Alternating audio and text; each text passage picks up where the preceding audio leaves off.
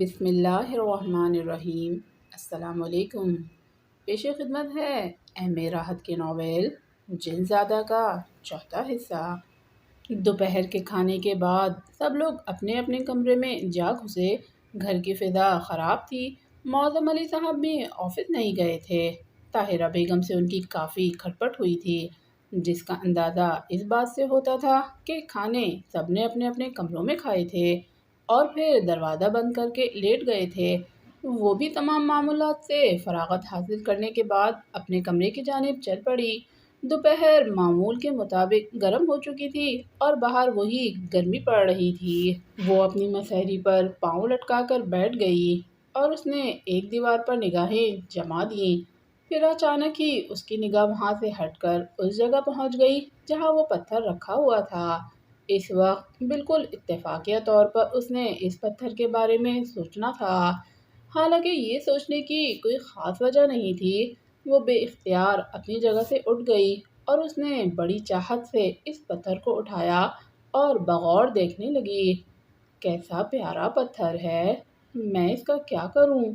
اگر میں تایا ابو سے کہوں گی کہ یہ پتھر مجھے ایک لاکٹ میں لگا کر دے دیں تو کیا وہ حیران نہیں ہوں گے اور پوچھیں گے نہیں مجھ سے کہ یہ پتھر میرے پاس کہاں سے آیا؟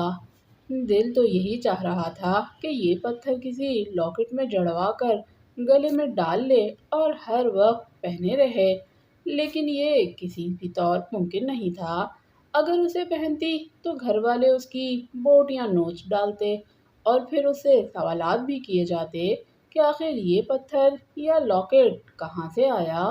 کوئی ایسا ذریعہ نہیں تھا جو اس پتھر کو کسی لاکٹ میں جڑوا کر وہ اپنے گلے میں پہن لے۔ پھر وہ ایک دم اپنی بے وقوفی کی سوچ پر خود مسکرا دی اور واپس پلٹ کر مسہری پر دراز ہو گئی۔ اس وقت بڑی بحرانی کیفیت طاری تھی۔ اپنے آپ کو ہر طریقے سے پرسکون کرنے کی کوشش کر رہی تھی، لیکن یوں لگتا تھا جیسے سکون کا اب اس کی زندگی میں کوئی گزر نہ رہا ہو۔ ایک عجیب سی تنہائی کا احساس ہو رہا تھا۔ بے اختیار دل چاہ رہا تھا کہ املی کے درخت کے نیچے جا کر بیٹھ جائے۔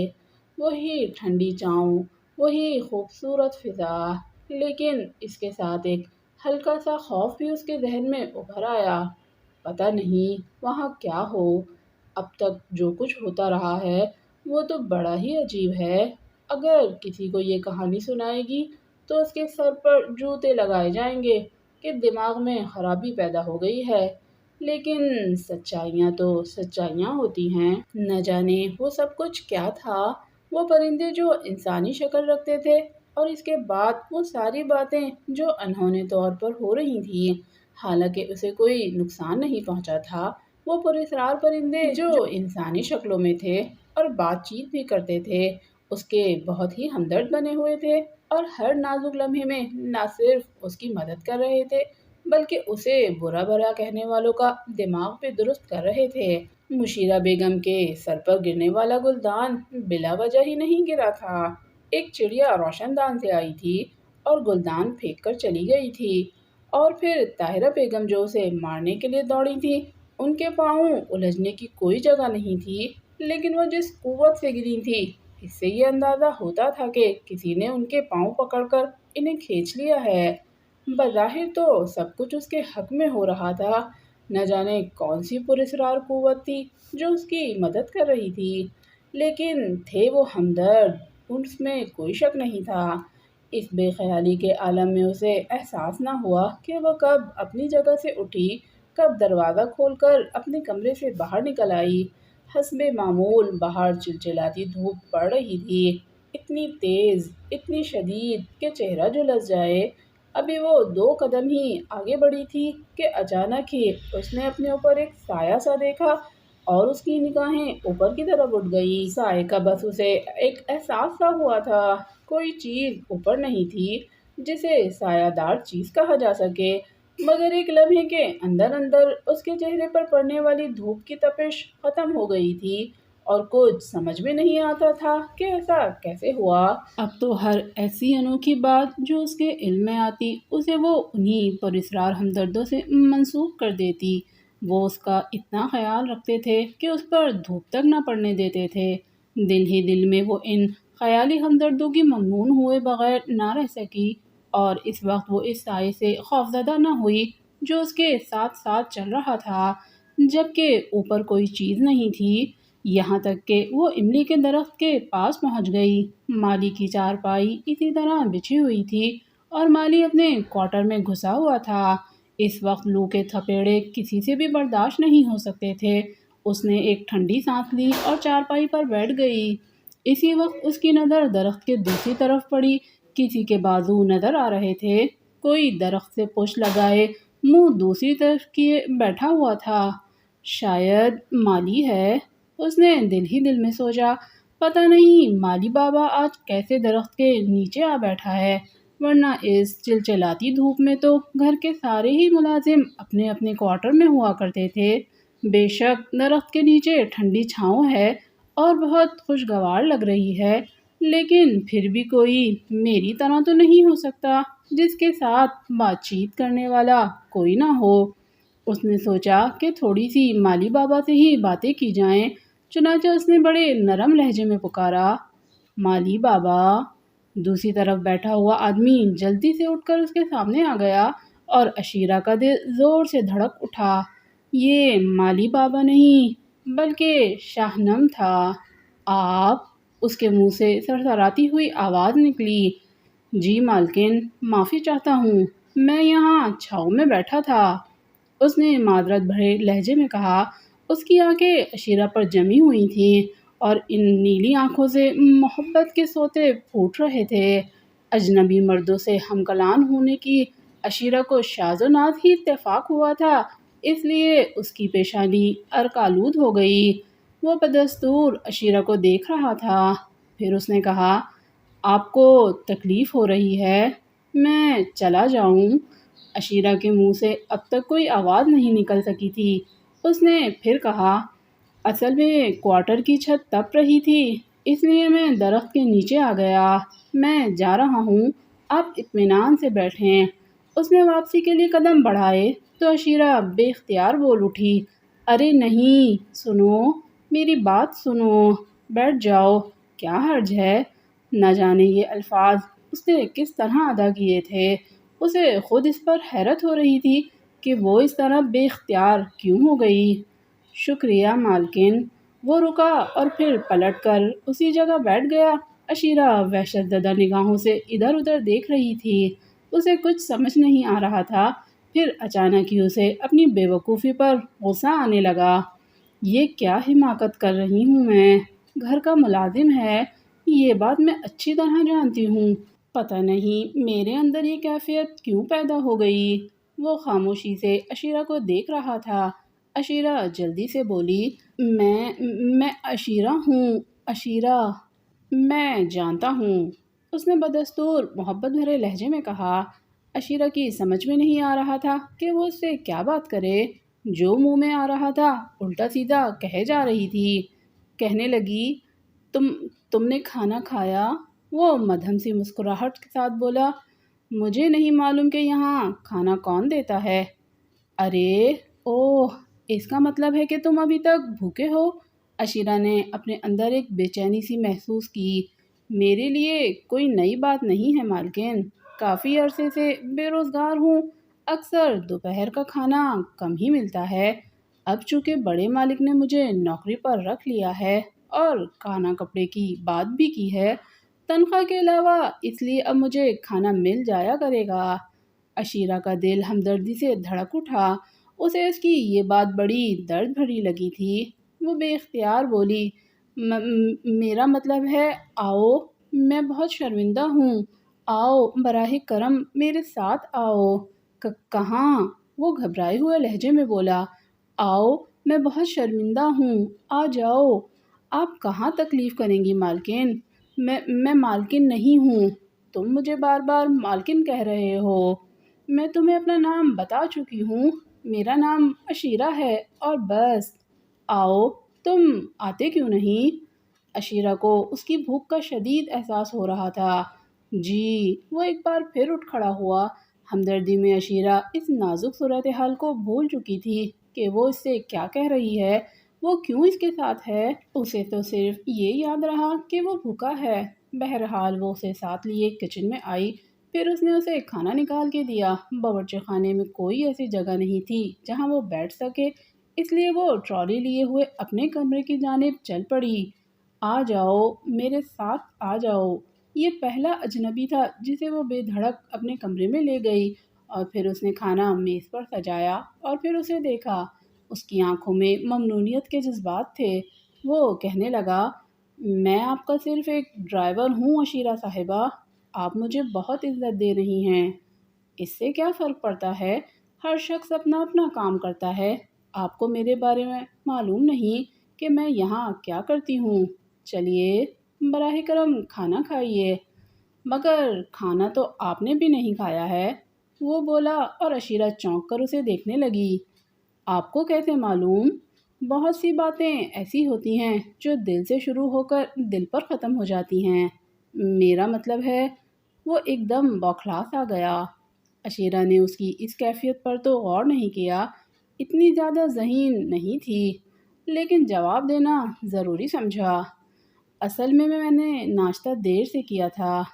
چھوٹا منہ بڑی بات ہے مالکن، مالک اور غلام کا فرق سمجھتا ہوں، لیکن دل میں ایک عجیب سی خواہش اٹھی ہے، اگر آپ پوری کر دیں تو زندگی بھر دعائیں دیتا رہوں گا۔ خواہش؟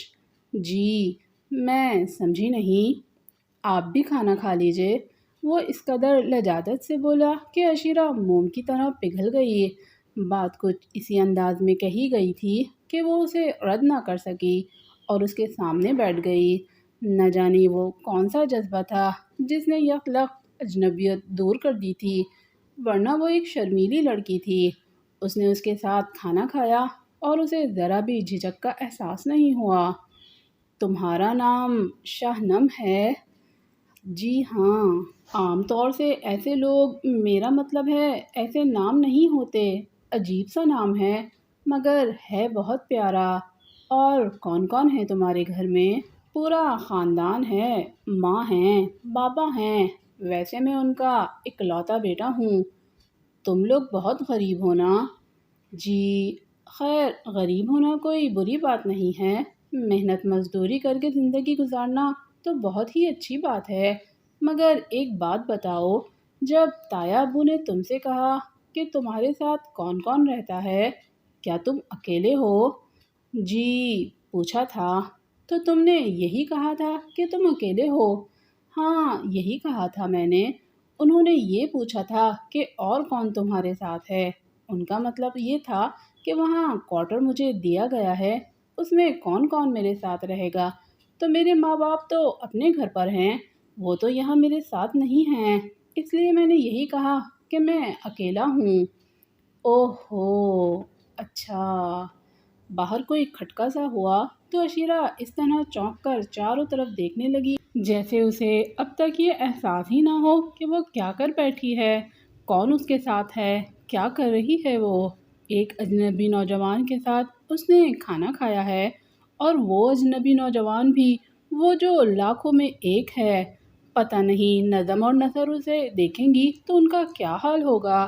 اکثر وہ خوبصورت نوجوانوں کے بارے میں باتیں کرتی تھیں، اور یہ اچانک ہی اس کو اپنی پوزیشن کا احساس ہوا اور اس کے ہاتھ پیر پھول گئے۔ ارے بس، اب تم جاؤ، اگر کسی نے دیکھ لیا تو موت ہی آ جائے گی۔ جی مجھے اندازہ ہے، مگر آپ بے فکر رہیں، دور دور تک کوئی نہیں ہے۔ تمہیں کیا معلوم، پلیز تم جاؤ۔ عشیرہ بالکل ہی دہشت زدہ ہو گئی تھی۔ جی، اس کھانے کا اور آپ کی اس عزت افزائی کا جتنا شکریہ ادا کروں کم ہے۔ یہ کہہ کر وہ باہر نکل گیا۔ چند منٹ گزرے تو عشیرہ دروازے کے باہر آئی۔ اس نے ادھر ادھر نگاہیں دوڑائیں، دور دور تک کوئی نہیں تھا۔ یہ میں کیا کر بیٹھی، یہ جرأت، یہ ہمت میرے اندر کہاں سے آ گئی؟ اس نے سوچا اور بے سدھ ہو کر مسیری پر گر پڑی۔ یہ کیا ہو گیا ہے مجھے؟ وہ ایک اجنبی شخص ہے، میری تو اس سے ایک سے زیادہ ملاقاتیں بھی نہیں ہوئیں۔ یہ میں نے اتنی بے تکلفی سے اسے اپنے کمرے میں کیسے بلا لیا، ایک اجنبی کو؟ لیکن اس خیال پر دل نے پکار کر کہا کہ وہ اجنبی نہیں ہے۔ عشیرہ نے اپنے آپ سے سوال کیا، پھر بھی وہ ڈرائیور ہے، صرف ڈرائیور، نہ جانے کون ہے، کہاں سے آیا ہے۔ ذہن ابھی اسی کشمکش میں مبتلا تھا، لیکن اس سوچ میں ایک انوکھی لذت بھی تھی، اور نہ جانے کتنا وقت گزر گیا۔ جب ہوش آیا تو 5 بج چکے تھے۔ ایک دم اس کا دل دھک سے رہ گیا۔ صبح بے شک بج گئی تھی، لیکن اب شامت زیادہ دور نہیں تھی۔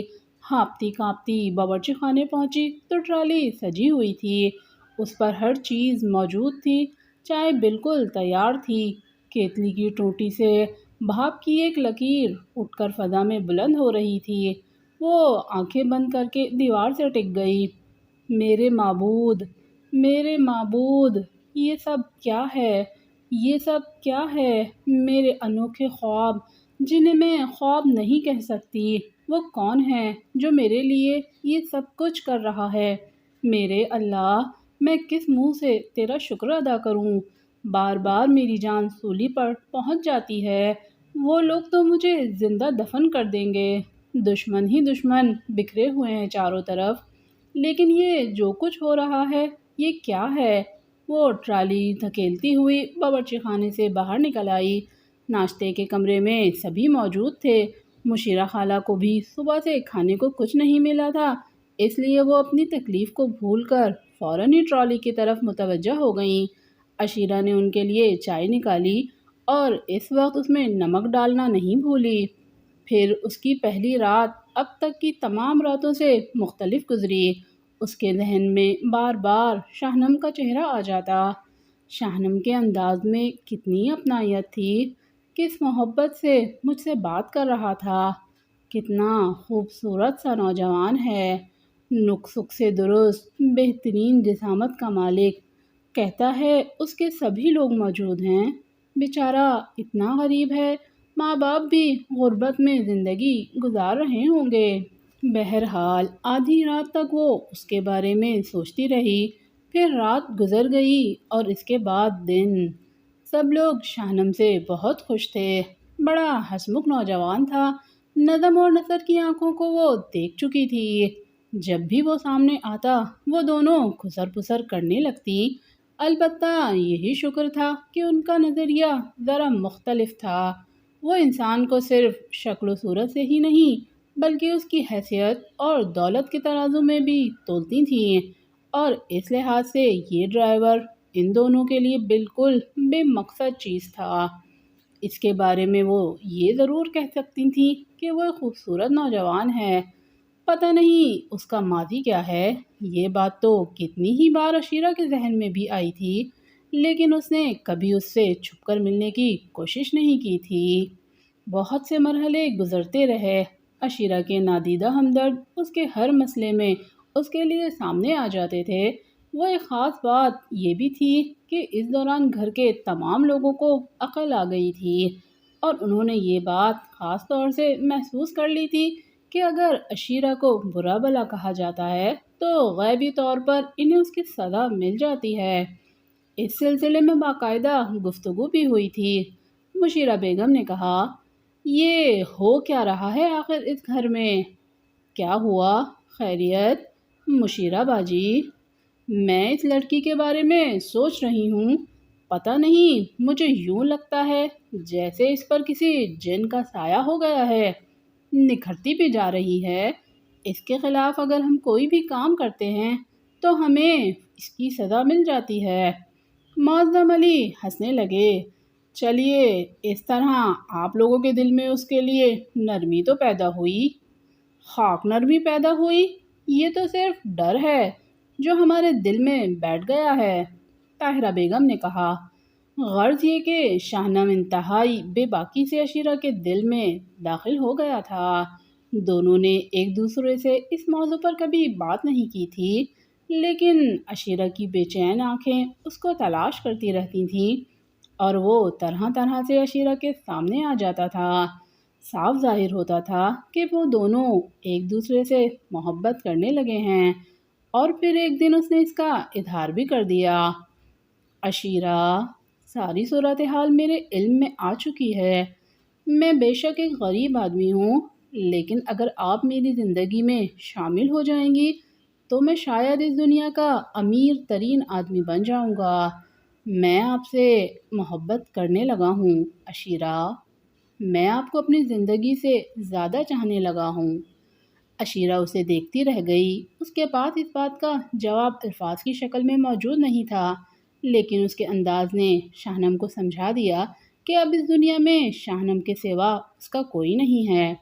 اس کی تنہائیاں شاہنم کے خیال سے منور ہیں، لیکن تنہائیوں میں وہ جب بھی سوچتی بدحواس ہو جاتی۔ وہ سوچتی کہ آخر وہ شاہنم کی زندگی میں کیسے داخل ہو سکتی ہے۔ اس گھرانے میں وہ سب کی نگاہوں کا کانٹا تھی، لیکن بھلا معظم علی کیسے پسند کرتے کہ ان کے بھائی کی بیٹی ڈرائیور کے ساتھ منسوب ہو جائے۔ شاہنم کی ہر بات کے جواب میں وہ خاموش رہتی۔ آخر ایک دن اسی املی کے تاریخی درخت کے نیچے شاہنم نے اس سے سوال کر ہی لیا۔ عشیرہ، آپ کی خاموشی مجھے خوف میں مبتلا کر دیتی ہے کہ کہیں میری محبت یک طرفہ تو نہیں ہے۔ خدا را، اگر ایسی بات ہے تو مجھے بتا دیں۔ میں معمولی انسان ہوں، اپنی دنیا میں لوٹ جاؤں گا، لیکن یہ الجھن مجھے پاگل کیے دیتی ہے۔